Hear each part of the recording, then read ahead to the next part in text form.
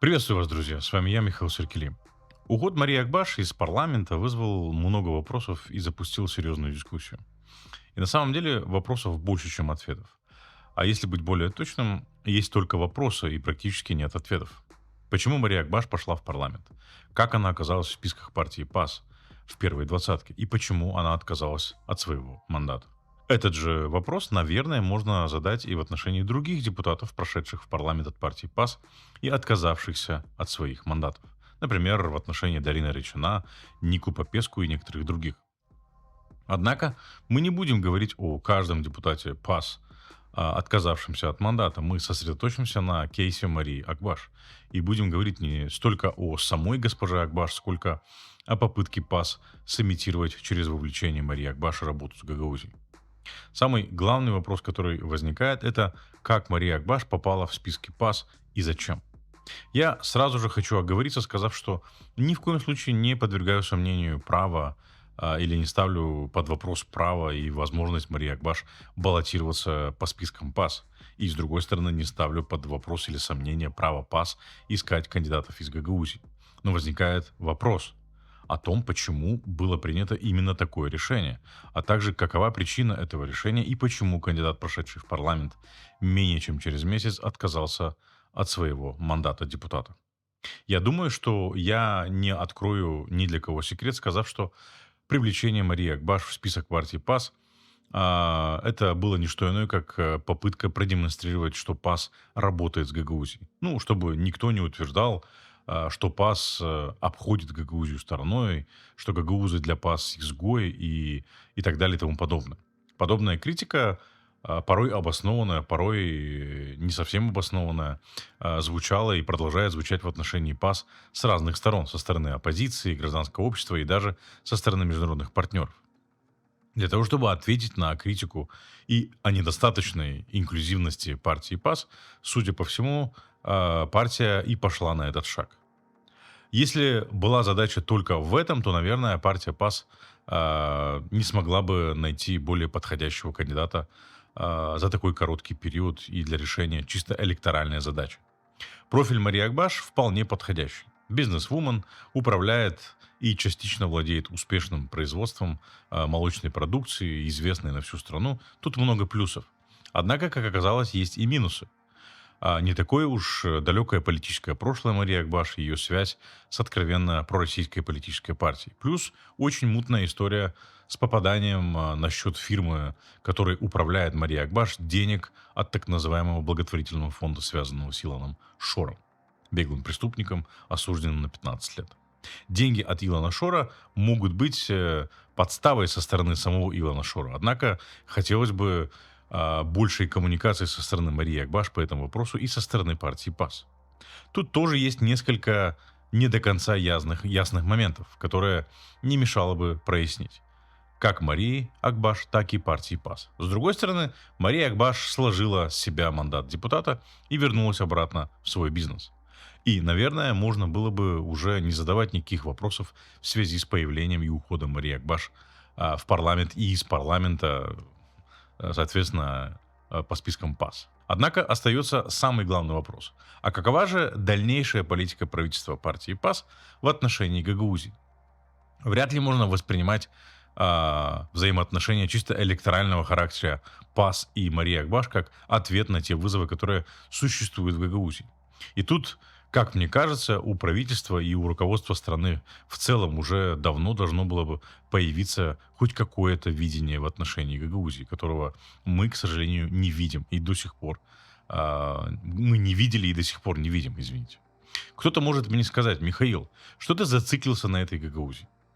Мы идем в Европейский Союз, войдем в Европейский Союз, а там решится большая часть наших проблем, если не вся, если не все проблемы. Я понимаю, что правящая партия поставила все на вступление в Европейский Союз. И тут никаких претензий быть не может. Это единственный правильный путь для Молдовы как государства и для молдаван как общества. Однако проблема заключается в том, что, имея этот груз проблем, которые с течением времени не только не решаются, но и усугубляются, а Гагаузия одна из таких проблем, так вот, имея такой багаж проблем, мы можем просто споткнуться о них и не дойти до момента вступления в ЕС. И будет очень обидно, если мы, вот-вот оказавшись у ворот Европейского Союза, не сможем в них войти из-за какой-то проблемы, которая могла быть решена, но не решалась в течение всех лет независимости Республики Молдова. А одни не решали ее, потому что были заняты распилом страны, другие не решают ее, потому что не знают, как и не хотят вникать. Самая главная проблема, которую явно не может или не хочет осознавать действующая власть, я имею в виду правительство ПАС и правящую партию в целом, заключается в том, что правительство ПАС и государство под их началом не контролируют Гагаузию. Да, Республика Молдова содержит гагаузскую автономию, содержит бюджетную сферу, образование, медицину, социалку, обеспечивает правопорядок, извините, на территории Гагаузии, но не контролирует Гагаузию. И это самый большой риск для нашей страны. Идти в Европейский Союз с регионом, который она не контролирует. Это означает, что страна рискует дойти до Европейского Союза без региона, если вообще дойдет. Гагаузию по-прежнему контролирует Кремль через Шор, а также через поддельников Шора в исполкоме и в Народном собрании. А это означает, что Кремль в любой момент, самый неподходящий для Республики Молдова, может использовать Гагаузию и, скорее всего, сделает для этого все возможное, чтобы Гагаузия попыталась подорвать процесс европейской интеграции. И давайте не забывать, что однажды Кремль уже пытался это сделать, используя Гагаузию. Я имею в виду те так называемые гагаузские референдумы от 2014 года, организованные Кремлем перед подписанием договора об ассоциации с Европейским Союзом. Осознавая степень проблемы, становится ясно, что электоральные упражнения ПАС с Марией Акбаш не могут быть серьезным ответом на те вызовы и угрозы, которые исходят от Гагаузии, которую контролирует Кремль. И тут возникает вопрос, а что может сделать Кишинев для того, чтобы разрешить эту проблему или хотя бы снизить риски, связанные с Гагаузией? Самый очевидный ответ — это, конечно, снизить степень контроля и влияния Кремля в гагаузской автономии. И мы вроде тоже видим какие-то попытки и шаги в этом направлении. Например, как визит Александра Мустяца, начальника СИБа, в Гагаузию. Но мы не видим последствий, которые свидетельствовали бы о том, что Кишинев вытесняет Кремль из Гагаузии. А увидим мы это только тогда, когда люди, верой и правдой служившие Кремлю все эти годы и делавшие все, чтобы изолировать Гагаузию, будут отстранены от власти и больше не будут иметь возможность вообще претендовать на власть в Гагаузии. А тут работа непочатый край. Если кто-то считает, что приговор в отношении Гуцул — это достойный и достаточный ответ на те вызовы, которые мы имеем в Гагаузии, и в связи с ней, то я вынужден вас разочаровать. Это вообще не ответ, если хотите мое мнение. Мы все прекрасно понимаем, что Евгения Гуцул в этой ситуации и во всей этой истории просто пешка, которую отдали на съедение, что не умаляет, безусловно, ее ответственности за те преступления, которые она совершила и за которые была осуждена. Но если говорить конкретно о той проблеме, которую я поднимаю в сегодняшнем выпуске, то мы должны понимать, что не Евгения Гуцул преподнесла Гагаузию Кремлю на блюдечке с золотой каемочкой. Это сделали совершенно другие люди, которые не понесли никакой ответственности за это. И я не вижу признаков того, чтобы они хоть как-то ответили за свои преступления. И этих людей очень много, и их имена известны. Прежде всего, это, конечно же, Константинов, о котором мы неоднократно говорили в монологах Нокталайф. Это его подельники Илья Узун и Михаил Влах, которые ездили с Константиновым в Тель-Авив на встречу с Илоном Шором. Это Ирина Влах, которая прокладывала Шору дорожку в Гагаузии и повышала уровень ненависти в отношении ПАС и в отношении Майя Санду. Это депутаты Народного собрания, которые голосовали за исполком Шора во главе с Евгенией Гуцул. И список преступлений, совершенных людьми, которые служили и до сих пор служат Кремлю верой и правдой, тоже очень длинный. Не будем перечислять все эти преступления, а вспомним лишь об одном — о схеме подкупа избирателей через Промсвязьбанк, которая была масштабирована на всю страну. В распространении этой схемы виноват не только Константинов с Гуцул, которые ездили в Промсвязьбанк и подписывали то самое соглашение, а также те, кто вовлекал людей в эту сетку, собирали личные данные людей и передавали их в Промсвязьбанк. В этом участвовали депутаты Народного собрания, примары, директора школ, детских садов. Список огромный. Я сейчас не призываю всех их отправить за решетку. Ну, организаторы и исполнители этой схемы должны понести хоть какое-то наказание за это преступление. А так они все при должностях, а Константинов ходит по телевизионным каналам и говорит, что он вообще не был связан с Шором. И как-то странно получается, что людям, получившим деньги от Промсвязьбанка, полиция выписала штрафы за электоральную коррупцию, а Константинов, который подписывал соглашение с Промсвязьбанка, которое открыло дорогу для коррумпирования десятков тысяч избирателей и жителей Гагаузии, более того, он еще и убеждал людей получать эти деньги. Ему за это ничего не было, даже штраф не выписали. Скоро должны проходить выборы в Народное собрание. В связи с этим главный вопрос. Константинов сможет баллотироваться на этих выборах или не сможет? С моей точки зрения, за преступление, которое Константинов совершил, будучи председателем Народного собрания, его даже на пушечный выстрел нельзя подпускать к этим выборам. Но для этого нужны соответствующие решения правоохранительных органов или судебной инстанции, которые ограничивали бы его возможность участвовать в политике. Но они даже не просматриваются. Еще раз повторюсь, люди, которые получили деньги от Промсвязьбанка, получили штрафы, а Константинов, который подписывал соглашение с Промсвязьбанком, даже штрафа не получил. Кто-то может сказать: Михаил, когда ты говоришь, что Кишинев не контролирует Гагаузию, это звучит как-то преувеличением или там нагнетанием ситуации. Давайте я приведу несколько примеров. Руководство гагаузской автономии публично, без тени смущения и без каких-либо опасений нарушает, причем в грубой форме, законодательство Республики Молдова. Это прямое и главное подтверждение того, что Кишинев не контролирует Гагаузию. Более того, руководство автономии подстрекает жителей Гагаузии к нарушению законодательства и Уголовного кодекса Республики Молдова. Законы, которые принимает Народное собрание, идут вразрез с теми реформами, которые проводит Республика Молдова в рамках процесса европейской интеграции. Руководство гагаузской автономии отказывается от взаимодействия с Кишиневым. Региональное общественное телевидение, ГРТ, которое содержится за деньги налогоплательщиков, то есть за наши с вами деньги, грубо нарушает законодательство Республики Молдова, распространяет фейки и сеет национальную вражду.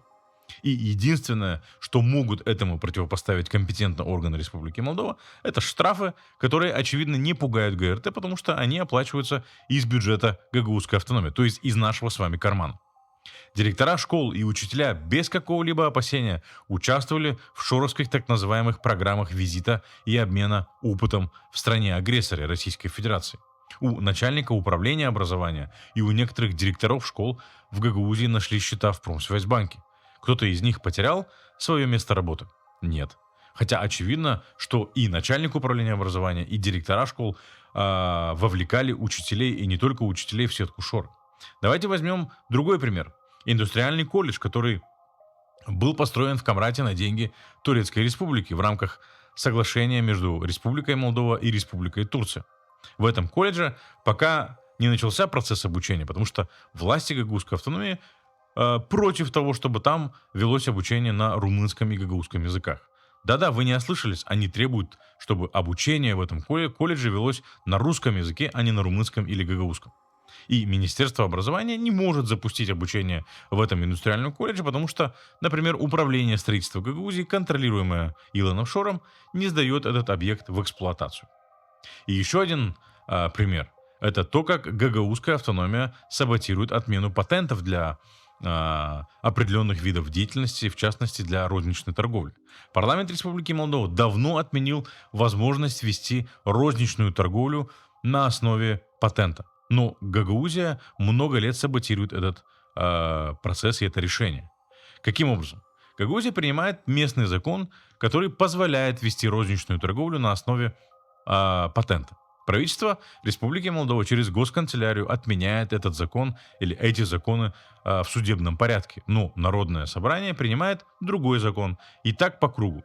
А это означает, что пока правительство Республики Молдова и гагаузская автономия играют в кошки-мышки, и пока правительство не может найти достойного или действенного способа, чтобы реализовать на территории Гагаузии государственную политику в области патентов, местные бюджеты недополучают налоги от розничной торговли, а пенсионный фонд недополучает социальные выплаты. Тут также следует вспомнить, как Кишинев, извините за выражение, долго жевал сопли в отношении кабельных сетей, которые нелегально распространяли российские телевизионные каналы или ретранслировали их. Одну кабельную сеть, самую наглую, закрыли после визита Чоня и нескольких лет неудачных попыток штрафовать и призывать к благоразумию. Но я не уверен, что на этом проблема решена, потому что помимо Камрадской кабельной сети в Гагаузии существовали и другие местные кабельные сети, которые, так же как и Камрадская кабельная сеть, действовали в нарушении законодательства Республики Молдова. И я не уверен, что они не продолжают свою деятельность. И это не весь список проблем и примеров того, как Кишинев не контролирует ситуацию в Гагаузии. Этот список можно продолжать еще долго. И это проблемы, которые могут быть решены достаточно быстро, если бы у Кишинева было достаточно смелости и политической воли. И смелость здесь, пожалуй, ключевое слово. Смелости на разных уровнях. На уровне политического руководства, на уровне правоохранительных органов, судебной системы. Но помимо этого есть проблемы, которые не решались на протяжении десятилетий. И если бы они решались, то я абсолютно уверен в том, что ситуация в Гагаузии была бы совершенно иной. Гагаузия не была бы резервацией русского мира в Республике Молдова, и она не оставалась бы такой изолированной. Я не утверждаю, что можно было бы искоренить полностью пророссийские настроения в Гагаузии, но я абсолютно уверен в том, что ситуация отличалась бы кардинально. Например, идея европейской интеграции могла бы набрать не 3%, а, например, 30%. И в том, что эти проблемы не решались, с моей точки зрения, виноваты все правительства в Республике Молдова, включая правительство ПАС. Допустим, 4 года назад я не стал бы предъявлять партии ПАС никаких претензий по этому поводу. Но после 4 лет полного мандата и Май Санду, и партии ПАС, я могу смело констатировать, что ПАС тоже не предпринял достаточно действий в этом направлении. Хотя мог. Да, я понимаю, что у ПАС за эти 4 года было много других проблем и кризисов, которые нужно было решать. Однако я не видел попытки вникнуть в суть проблемы. Да, там были какие-то попытки что-то сделать, но это скорее было что-то спонтанное, чем нечто серьезное. Давайте я приведу всего несколько примеров того, что нужно было сделать, но не было сделано. Самая главная проблема, которую не решило ни одно правительство Республики Молдова, это языковая интеграция гагаузского сообщества. Я вам даже больше скажу. Сегодня в вопросе языковой интеграции или дезинтеграции гагаузского сообщества мы находимся в той же точке, в которой мы находились в 90-м году. Но в 90-м году можно было все пенять на советское правительство или на Советский Союз, а 35 лет спустя пенять не на кого, разве что на саму Республику Молдова. И уже тем более в этом вопросе нельзя пенять на гагаузское сообщество, потому что заниматься вопросом повышения уровня знания государственного языка в Гагаузии должны не гагаузы, а правительство Республики Молдова.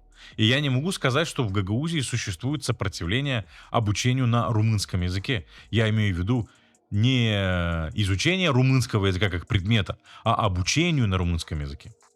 Пример 2 лицеев с румынским языком, обучение Камрадского Михаила Еминеску и Вулканежского Лучафрул показывает, что образование на румынском языке в Гагаузии востребовано, и спрос превышает предложение. И возникает главный вопрос, почему в Гагаузии так мало школ с преподаванием на румынском языке обучения, и при этом нет ни одного детского садика с преподаванием на румынском языке. Если бы государство Республика Молдова открывало в Гагаузии хотя бы по одной румынской школе в пятилетку, то в Гагаузии уже было бы 9 школ с румынским языком обучения.